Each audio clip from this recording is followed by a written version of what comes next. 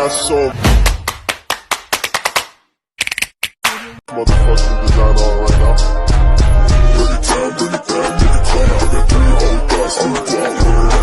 Sebagian besar bumi terdiri dari perairan, termasuk lautan, danau, sungai, dan lainnya.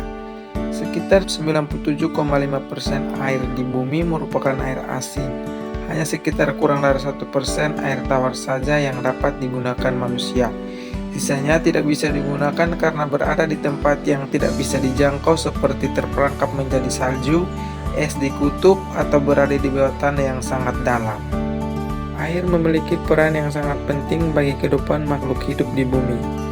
Manusia sebagai makhluk hidup sangat membutuhkan air dalam kehidupan sehari-hari. Bahkan sebagian besar dari tubuh manusia merupakan air. Oleh karena itu, kita sering sekali minum air. Selain itu, air juga digunakan untuk membersihkan tubuh, mencuci pakaian, dan memasak. Pernahkah kalian bertanya mengapa air tidak pernah habis walaupun digunakan setiap hari? Itu karena adanya siklus air atau siklus hidrologi. Karena adanya penyinaran dari matahari, air yang berada di laut mengalami penguapan melalui proses yang namanya evaporasi. Apa itu evaporasi? Evaporasi adalah peristiwa berubahnya air yang ada di permukaan bumi menjadi uap air dan naik ke lapisan atmosfer. Evaporasi terjadi karena temperatur yang cukup tinggi sehingga molekul air yang ada di permukaan memperoleh energi yang cukup untuk memisahkan diri dari air yang ada di permukaan. Selain terjadi pada air laut, penguapan juga terjadi pada tumbuhan. Proses ini kita kenal sebagai proses transpirasi. Transpirasi juga merupakan penguapan.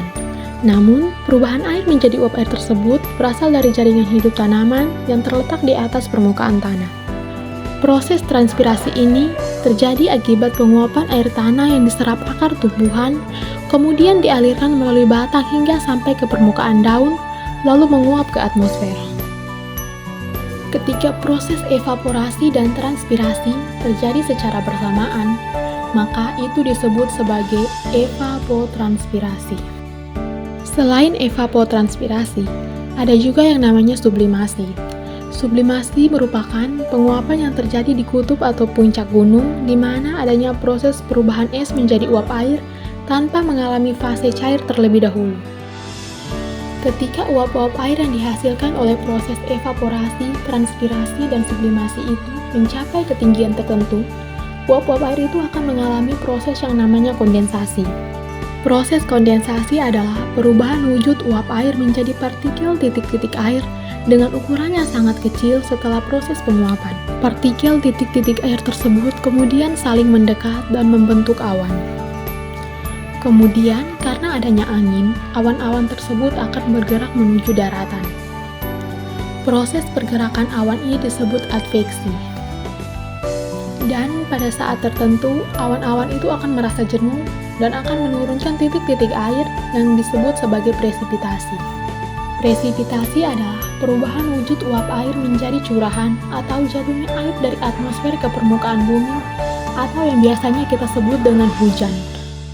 Karena terjadinya presipitasi, sebagian air yang jatuh ke bumi akan mengalami infiltrasi.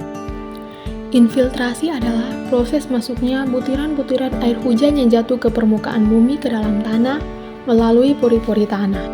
Air yang masuk ke dalam tanah itu, sebagian ada yang mengalir sebagai aliran air tanah atau yang disebut sebagai perkolasi, dan ada juga yang terus menjadi cadangan air tanah atau groundwater table.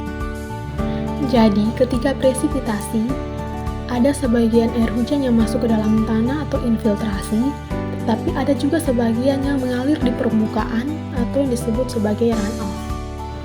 Runoff ini pada akhirnya akan kembali mengalir ke drainase alam seperti sungai yang akan mengalir kembali ke laut. Nah, proses ini secara keseluruhan, ketika terjadi penguapan evaporasi dan transpirasi, kemudian terbentuknya awan akibat kondensasi, dan kemudian terjadi hujan akibat presipitasi, lalu hujan turun ke permukaan bumi, infiltrasi dan runoff, yang akan kembali mengalir ke laut. Ini yang disebut sebagai siklus hidrologi. Siklus hidrologi merupakan siklus atau sirkulasi air yang berasal dari bumi, kemudian menuju ke atmosfer dan kembali lagi ke bumi yang berlangsung secara terus-menerus. Karena bentuknya yang memutar dan berlangsung secara terus-menerus inilah yang menyebabkan air seperti tidak pernah habis.